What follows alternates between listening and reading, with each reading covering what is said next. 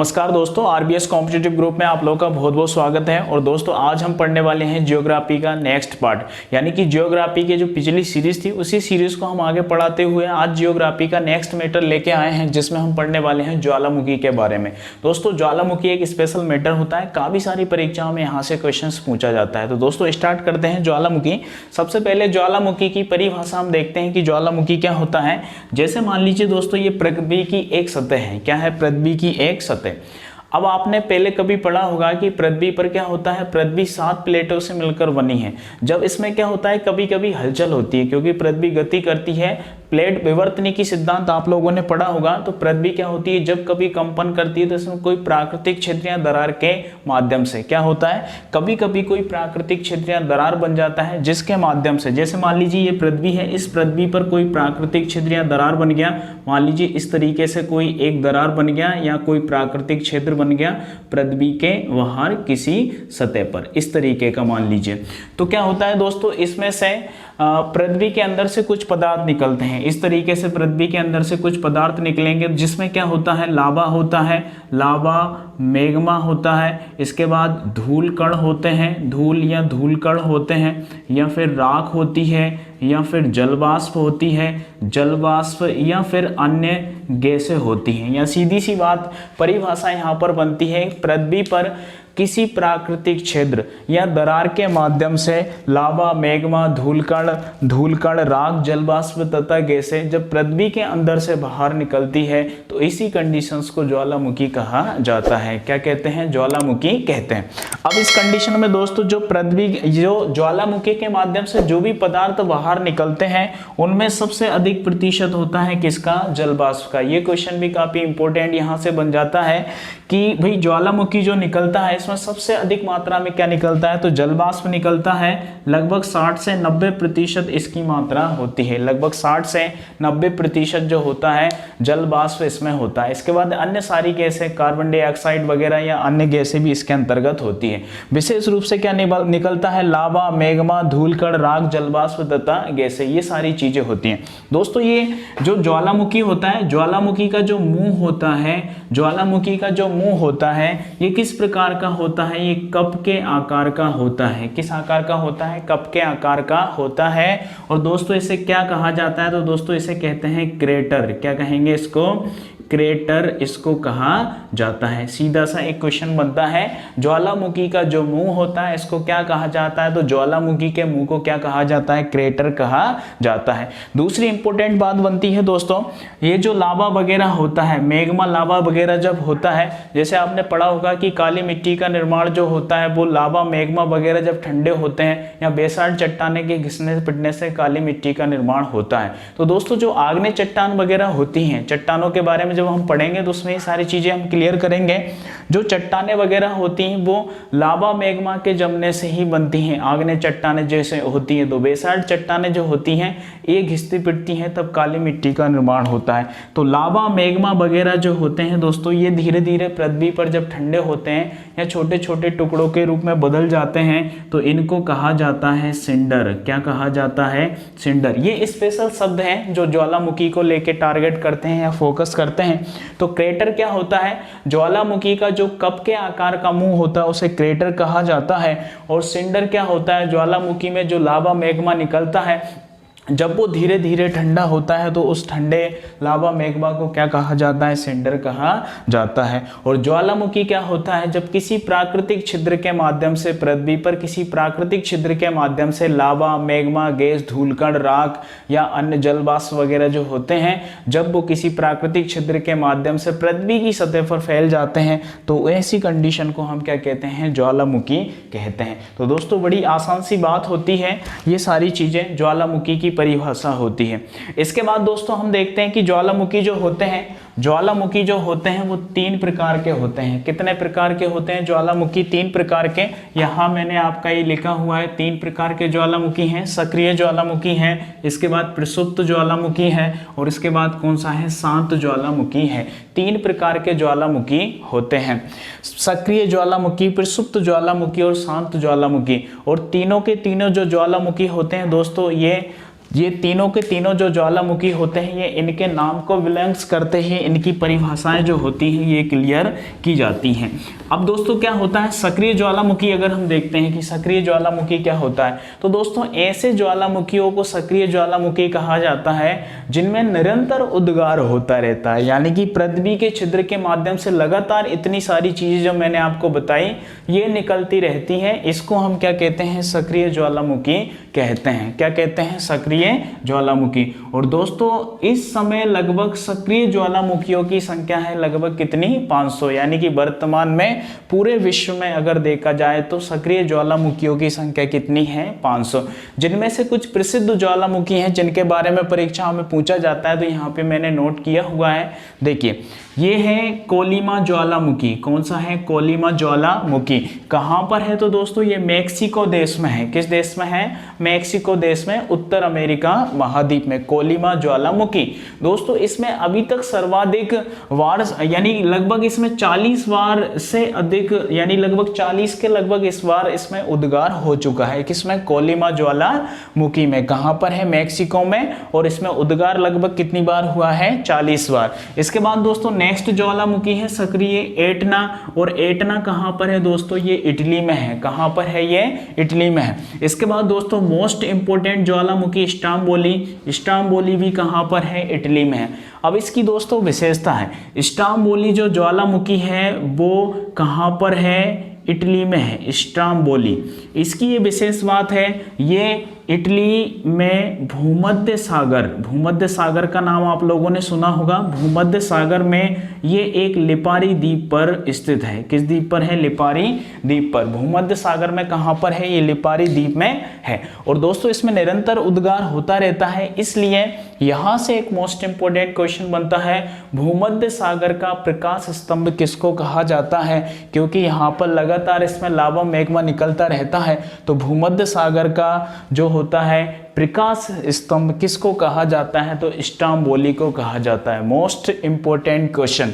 तो स्ट्रोम्बोली आप याद रखेंगे, स्ट्रोम्बोली कहां पर है, इटली में, जिसको भूमध्य सागर का प्रकाश स्तंभ कहा जाता है। ठीक है। इसके बाद दोस्तों बात करते हैं किलायु या किलामू, भी आप इसको कहीं पर पढ़ सकते हैं, किलायु या किलामू। तो ये दोस्तों पाया जाता है कहाँ पर, हवाई द्वीप में। हवाई द्वीप कहाँ पर है, तो हवाई द्वीप है दोस्तों अमेरिका का एक राज्य है, 50वां राज्य है अमेरिका का हवाई द्वीप। जैसे आपने अमेरिका के प्रांतों के बारे में पढ़ा होगा, अलास्का प्रांत पढ़ा होगा, ऐसे ही दोस्तों हवाई एक द्वीप है या हवाई एक क्या है, प्रांत है। इसकी राजधानी के बारे में भी आप लोगों ने पढ़ा होगा, होनोलुलु इसकी राजधानी है, और ये प्रशांत महासागर के बीच में स्थित है, यानी प्रशांत महासागर का चौराहे के नाम से भी इसको जाना जाता है, किसको, हवाई द्वीप को। तो किलायु जो ज्वालामुखी है दोस्तों ये कहाँ पर पाया जाता है, हवाई द्वीप पर, और इसकी विशेषता है कि सर्वाधिक सक्रिय ज्वालामुखी है। क्या है, सर्वाधिक सक्रिय ज्वालामुखी, यानी सबसे ज्यादा सक्रिय होने वाला ज्वालामुखी कौन सा है, किलायु ज्वालामुखी है। कहां पर है, तो हवाई द्वीप अमेरिका में है। अब एक बार थोड़ा सा सारे फैक्ट आप देख लीजिए। कुल सक्रिय ज्वालामुखियों की संख्या वर्तमान में 500 है। कोलिमा जो ज्वालामुखी है मेक्सिको है, जिसमें लगभग 40 बार उद्गार हो चुका है।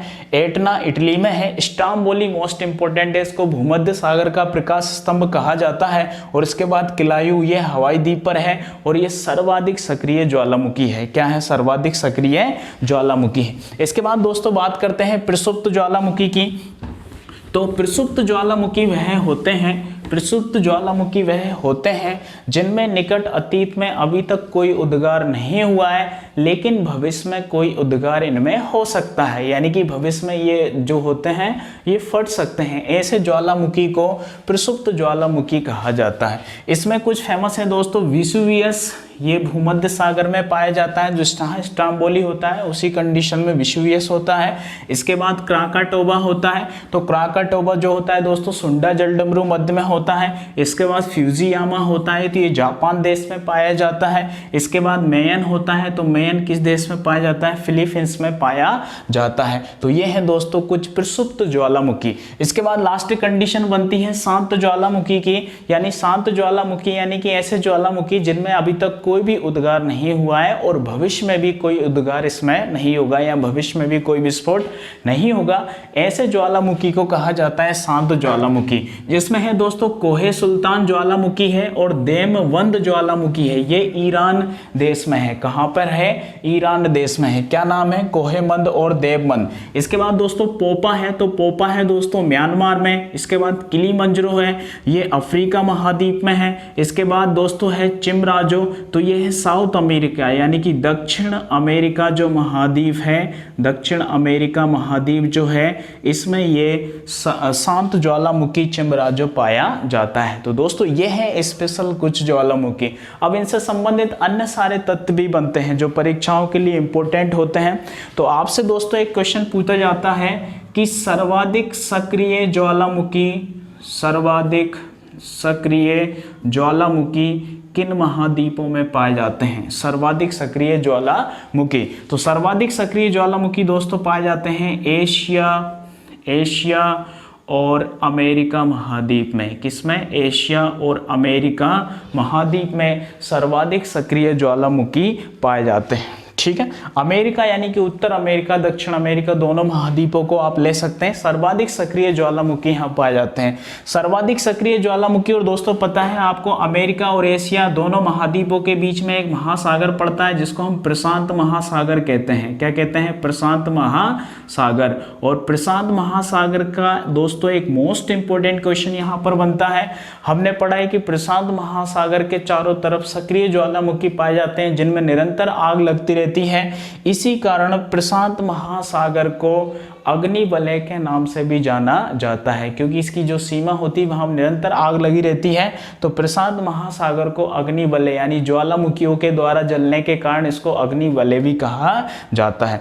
इसके बाद दोस्तों नेक्स्ट क्वेश्चन बनता है कि किस महाद्वीप में, मोस्ट इंपोर्टेंट क्वेश्चन है, किस महाद्वीप में कोई भी ज्वालामुखी नहीं है? किस महाद्वीप में कोई भी ज्वालामुखी नहीं है? तो सीधी सी बात है ऑस्ट्रेलिया महाद्वीप में कोई भी ज्वालामुखी नहीं है। किस महाद्वीप में कोई ज्वालामुखी नहीं है? तो ऑस्ट्रेलिया महाद्वीप में दोस्तों कोई भी ज्वालामुखी नहीं पाया जाता। मोस्ट इंपोर्टेंट क्वेश्चन है कि ऑस्ट्रेलिया महाद्वीप में कोई भी ज्वालामुखी नहीं पाया जाता।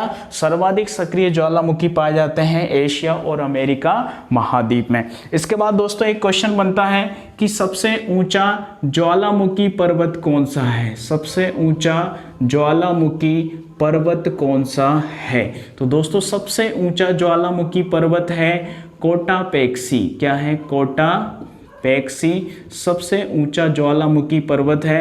और दोस्तों ये कहाँ पर है? तो ये इक्वेडोर में है। इक्वेडोर यानी दक्षिण अमेरिका महाद्वीप में ये पाया जाता है। सबसे ऊंचा ज्वालामुखी पर्वत कहाँ पर है? तो कोटापेक्सी इक्वेडोर में है।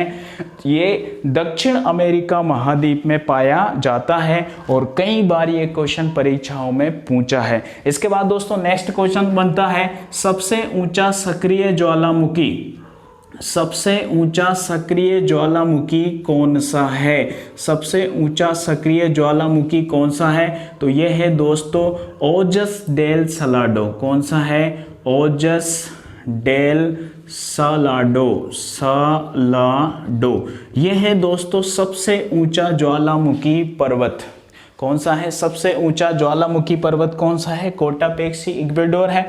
सबसे ऊंचा ज्वालामुखी सक्रिय ज्वालामुखी कौन सा है? तो ओजस डेल सलाडो है। ये भी दक्षिण अमेरिका महाद्वीप पर है। कहाँ है? दक्षिण अमेरिका महाद्वीप पर और चिली अर्जेंटीना देश की सीमा पर ये है। इसके बाद दोस्तों क्वेश्चन पूछा जाता है कि सर्वाधिक ऊंचाई पर स्थित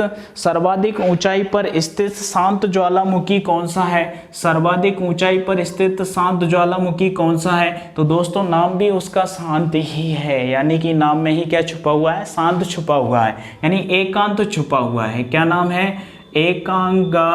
एकांगागुआ। क्या नाम है? एकांगागुआ। तो यह है दोस्तों सर्वाधिक ऊंचाई पर स्थित शांत ज्वालामुखी एकांगागुआ। तो यहाँ से स्पेशल क्वेश्चन आप याद रखेंगे, सर्वाधिक सक्रिय ज्वालामुखी एशिया अमेरिका महाद्वीप में पाए जाते हैं और प्रशांत महासागर की जो परिमेखला है इसको अग्निवलय के नाम से जाना जाता है। द पैसिफिक ऑफ एशिया के नाम से जाना जाता है। द पैसिफिक ऑफ प्रशांत महासागर को अग्निवलय के नाम से जाना जाता है। इसके बाद दोस्तों एक भी ज्वालामुखी कहाँ नहीं है? तो ऑस्ट्रेलिया में एक भी ज्वालामुखी नहीं है। इसके बाद सबसे ऊंचा ज्वालामुखी पर्वत कौन सा है? तो कोटापेक्सी इक्वेडोर में है। इसके बाद सर्वाधिक सक्रिय ज्वालामुखी जो सबसे अधिक ऊंचा है तो ओजस डेल सलाडो है, ये चिली अर्जेंटीना की सीमा पे है। और सबसे अधिक ऊंचाई पर स्थित शांत ज्वालामुखी कौन सा है? तो एकांगागुआ सर्वाधिक सबसे अधिक ऊंचाई पर स्थित शांत ज्वालामुखी है। इसके बाद दोस्तों दो क्वेश्चन और बनते हैं, ज्वालामुखी से ही संबंधित होते हैं, क्योंकि ज्वालामुखी जब उत्पन्न होते हैं तो ज्वालामुखी की परिभाषा मैंने आपको बताई है। ज्वालामुखी की परिभाषा क्या होती है? जब पृथ्वी के अंदर किसी छिद्र से, प्राकृतिक छिद्र के माध्यम से कोई लावा, मैग्मा, गैस वगैरह, जलवाष्प वगैरह ये सब बाहर निकलते हैं तो ऐसी कंडीशन को कहा जाता है ज्वालामुखी। अब क्या होता है दोस्तों, दो कंडीशन और यहाँ फॉलो आपको करना है, गैसर और धुआंरे। क्या होते हैं? गैसर और धुआंरे, दो चीजें और आपको सीखना है। गैसर क्या होते हैं दोस्तों? गैसर होते हैं जब पृथ्वी के अंदर से, जो मैंने आपको इसकी परिभाषा बताई है ज्वालामुखी के, किसी प्राकृतिक क्षेत्र या दरार के माध्यम से जब लावा, मैग्मा या जलवाष्प वगैरह निकलते हैं तो ये बहुत अधिक ऊंचाई तक चले जाते हैं। कहाँ चले जाते हैं? बहुत अधिक ऊंचाई तक चले जाते हैं। तो ऐसी कंडीशन को क्या कहा जाता है? गैसर कहा जाता है। और गैसर में दोस्तों एक गैसर बहुत ज़्यादा फेमस है, ओल्ड फेथफुल गैसर। ओल्ड फेथफुल गैसर ये है दोस्तों अमेरिका के येलोस्टोन पार्क में। अमेरिका का येलोस्टोन पार्क जहाँ है वहाँ पर ये गैसर पाया जाता है। कौन सा गैसर है? Old faithful गैसर। तो गैसर क्या होता है? जब पृथ्वी के अंदर किसी प्राकृतिक छिद्र के माध्यम से जो जलवाष्प या गैस वगैरह होती है बहुत अधिक ऊंचाई तक चली जाती हैं तो उनको गैसर कहा जाता है। इसके बाद दोस्तों धुआंरे होते हैं, तो ये बहुत आसान होता है। ज्वालामुखी प्रक्रिया, ज्वालामुखी की जो प्रक्रिया होती है, यानी कि ज्वालामुखी आया और इसके बाद क्या होगा? ज्वालामुखी की एक अंतिम अवस्था होगी। क्या होगी? अंतिम अवस्था। यानी ज्वालामुखी की अंतिम अवस्था जो होती है उसको धुआंरे कहा जाता है। क्या कहेंगे? धुआंरे। ठीक है। इसके बाद क्या होता है दोस्तों, एक गंधक युक्त, यानी गंधक यानी क्या होता है? सल्फर होता है। अगर गंधक युक्त धुआंरा है तो उसको सोपल तारा कहा जाता है। क्या कहा जाता है? सोपल तारा। यानी गंधक युक्त अगर धुआंरा होगा तो उसको कहा जाता है सोपल तारा। तो धुआंरा क्या होता है? तो ज्वालामुखी प्रक्रिया की अंतिम अवस्था को क्या कहा जाता है? धुआंरा कहा जाता है। और इसके बाद अगर वो गंधक युक्त है तो उसको क्या कहेंगे? सोपल तारा कहेंगे। इसके बाद दोस्तों दो धुआंरे बहुत ज्यादा फेमस होते हैं। एक तो हमने शांत ज्वालामुखी पढ़ा है, इसमें कोहे सुल्तान जो ईरान का है, क्या है? कोहे सुल्तान ईरान का है। और इसके बाद प्लेंटी की खाड़ी में स्थित व्हाइट द्वीप का धुआंरा, यानी कोहे सुल्तान और इसके बाद कोहे सुल्तान के बाद व्हाइट द्वीप का धुआंरा। कौन सा है? व्हाइट द्वीप का या व्हाइट आइसलैंड का धुआंरा। ये धुआंरे बहुत ज़्यादा फेमस है। ठीक है दोस्तों, तो ये था स्पेशल ज्वालामुखी को लेके हमारा एक छोटा सा प्रयास। दोस्तों पूरी कोशिश की है कि ज्वालामुखी से संबंधित सारे क्वेश्चंस आपके इस वीडियो में समाहित किए जाएं। अगर दोस्तों वीडियो आपको पसंद आए तो लाइक करें, शेयर करें, सब्सक्राइब करें और कमेंट्स के माध्यम से बताएं कि आपको हमारा वीडियो कैसा लगा है। ठीक है दोस्तों, तो मिलते हैं नेक्स्ट वीडियो में, तब तक के लिए नमस्कार।